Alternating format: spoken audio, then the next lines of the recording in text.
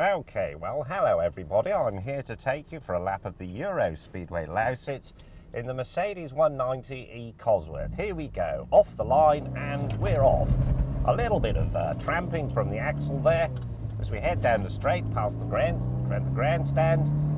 Oh yes, well, I've put it into third gear already, and now I'm going to select fourth as we come up to the end of the straight and we go into turn one. This is a fine car. Its chassis was highly commended by Mr. Martin Brundle, who said it was one of the finest rear drive handling cars of all time. As we go round turn one, oh cock. As you can see, there are bollards on the circuit, which is not what I was expecting and must mean I've gone the wrong way. But there is a small shortcut. I will take it. It's very convenient. And work my way back round to the proper track where I should have gone left. This will affect my lap time obviously, but this isn't a racing lap, this is a demonstration. Here we go now, joining the correct circuit, and we're on to the turn. Oh, and the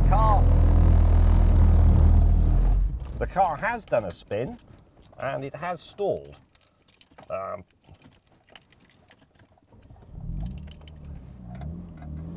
But that is one of the hazards of driving a high-performance car on a circuit. Now, here we go, clipping the apex here of the first right-hander. I must say I'm not familiar with this circuit, I've never been around here before.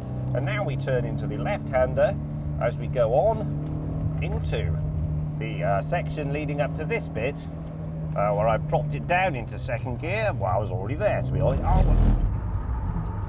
And that is another spin. But the engine is still running, so I can simply spin the car round, if you see what I mean, and continue with our lap. Now we're coming up to the left-hander. I move it up a gear and stay wide before tucking in to spin the car and turn it round again and continue along the far straight.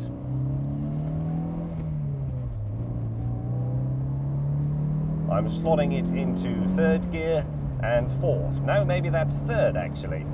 Now here a line of bollards warns me that the track turns to the left, so I scrub off speed with the brakes before selecting second gear, having achieved the right speed, and turning in and gathering up the oversteer with a dab of Oppo as I accelerate towards this bend, which is a right. Feeding in the power and clipping the apex now, feeling the back end become a little squirrely as we exit, and the car performs a spin, but fortunately ends up at the right direction, although with two wheels in the kitty litter.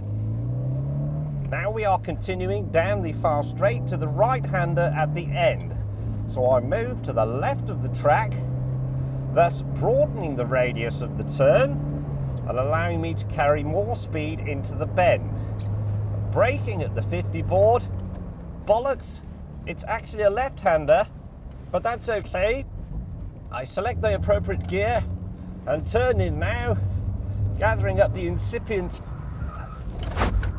oversteer, and I've gathered it up, and there it is back on track for the long sweeping right-hander that leads up to the bit called the bus interchange, which is approaching now on the right. Moving out, selecting second gear and turning in, feeling the car lighten slightly at the back under braking, and now the swift left-hander, and I'm re-entering the long straight past the grandstand, avoiding the arm curve.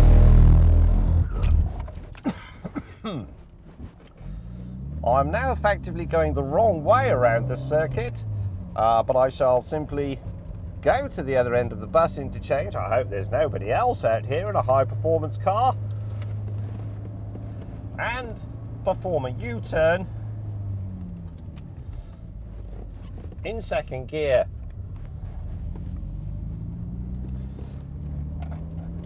The heater is on far too hot, as I'm warm enough, thank you, because of the stresses imposed upon the driver during a performance lap.